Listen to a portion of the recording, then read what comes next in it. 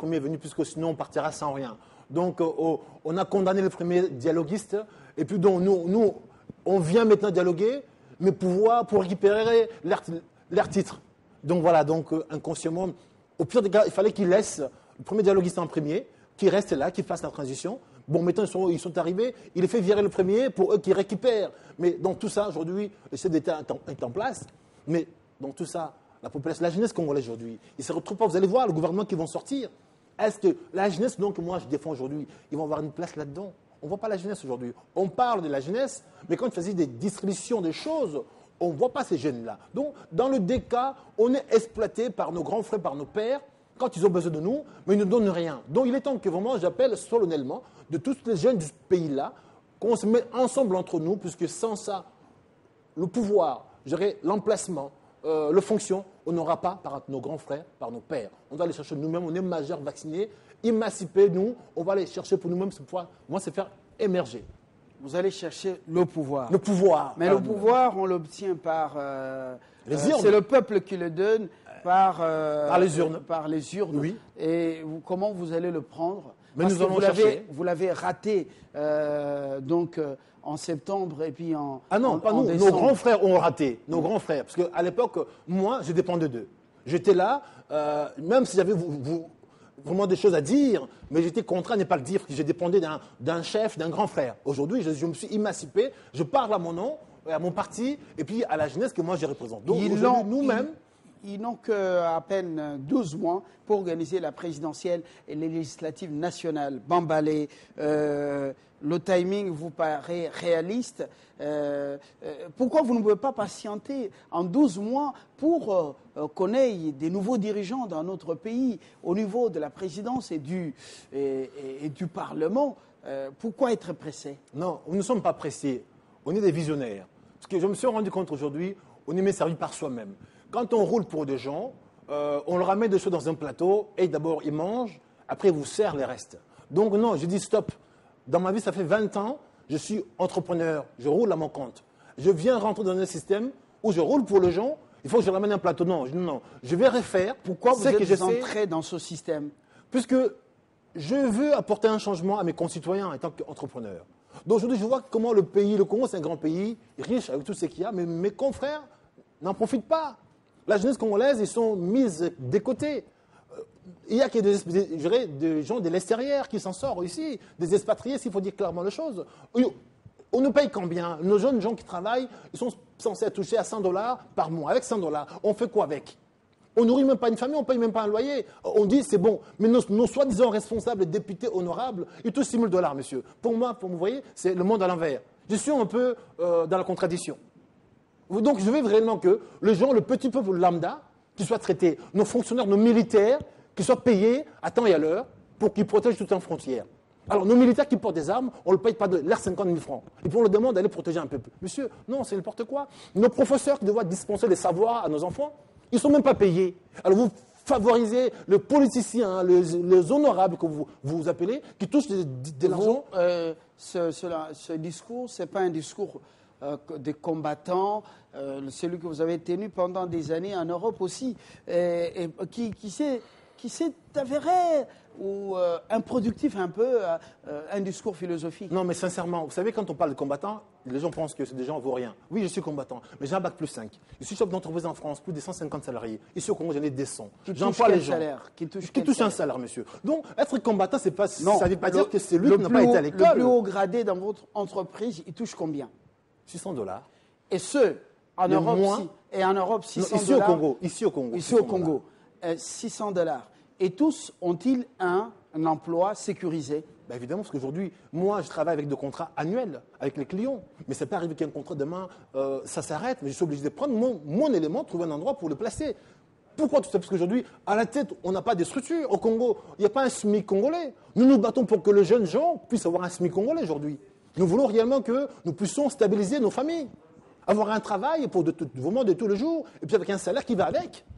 Et dans cet accord, justement, il est également prévu un mécanisme de contrôle financier et contrôle justement du processus électoral à travers à la CENI. Et c'est quand même une bonne chose.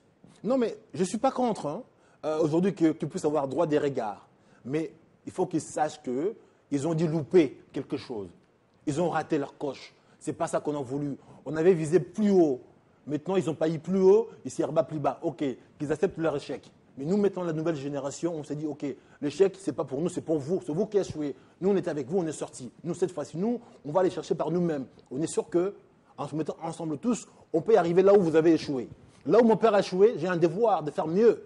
Pour tous ces fils du pays-là, là où nos pères ont échoué, nous, sinon, nous sommes condamnés à rester à l'esclavage.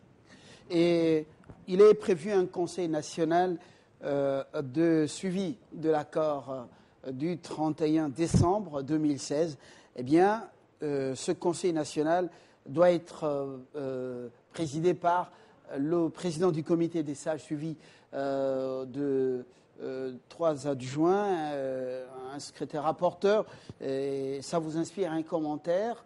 Et le rôle de ce conseil, vous l'avez suivi. Est-ce que ça vous arrange, vous les centristes, ou c'est tout simplement une diversion?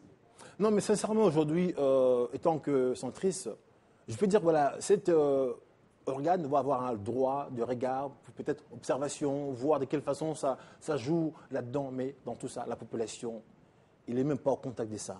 Malheureusement, ça pose un problème aujourd'hui. Nous avons un groupe de politiciens qui réfléchit, qui décide pour tout un peuple. C'est comme aujourd'hui la dette. Hein. Aujourd'hui, voilà, le Congo va s'endetter. Mais ces dettes-là, c'est cet argent, quand ça arrive, le politicien, il s'en sert. Mais c'est la population qui en paye. Donc, à un moment donné, il faut qu'on ait des gens responsables. Donc, vous voulez nous endetter sur des choses qui ne sont même pas concernées. Donc, vous voulez qu'on vous laisse vraiment, décider sur notre vie sans que nous soyons au courant. Donc, dans ce cas, ouvrez un peu les portes, ouvrez les fenêtres, de façon que tout ce que vous faites, nous puissions avoir droit des regards. De temps en temps, on peut aussi vous rappeler à l'ordre pour que nous puissions peut-être payer le pot cassé dans le jour à venir. Et après la transition, justement, une transition courte, vous allez séduire le peuple. Ce sera avec une bouteille de bière ou quelle proposition concrètement, avec un budget de moins de pratiquement 5 milliards de dollars américains, environ avec une mobilisation faible des ressources fiscales et non fiscales ou parafiscales, un budget de 2,5 milliards, 3 milliards. Combien vous allez donner à un policier, à un militaire? Combien vous allez donner à un fonctionnaire?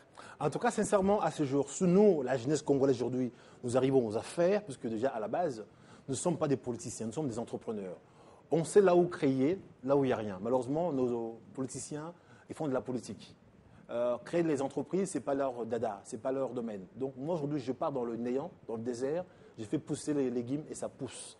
Donc nous avons l'expertise, on sait comment créer un emploi, même s'il faut peut-être le favoriser. Aujourd'hui, nous avons juste besoin d'avoir des supports pour encourager nos jeunes gens à l'entrepreneuriat, peut-être des cartes de formation, des cartes peut-être de l'apprentissage, pour que moi, chacun le matin se lève pour aller chercher quelque chose. Mais malheureusement, aujourd'hui, nos politiciens qui sont en place, et il faut de la politique.